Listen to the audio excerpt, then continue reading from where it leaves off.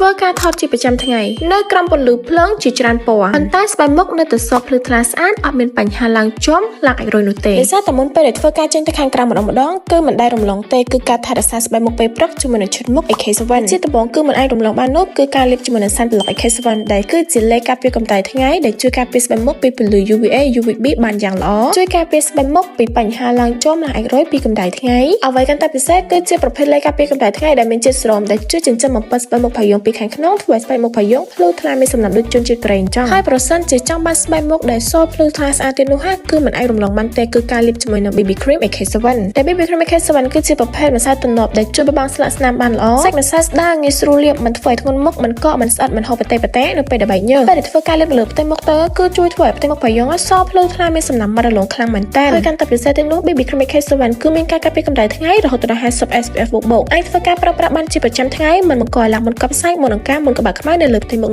ទេអញ្ចឹងសម្រាប់បងប្អូនដែលកំពុងតែធ្វើការស្វែងរកជាមួយនឹងឈុតការពារកម្ដៅថ្ងៃណាដែលជួយការពារស្បែកមុខបងប្អូនទាំងអស់គ្នាបានល្អគឺ recommend មែនតើឲ្យមកធ្វើការប្រើប្រាស់ជាមួយនឹងឈុតការពារកម្ដៅថ្ងៃរបស់ក្រុមហ៊ុន AK7 AK7 ជាជម្រើសនៃយុវវ័យសម័យថ្មី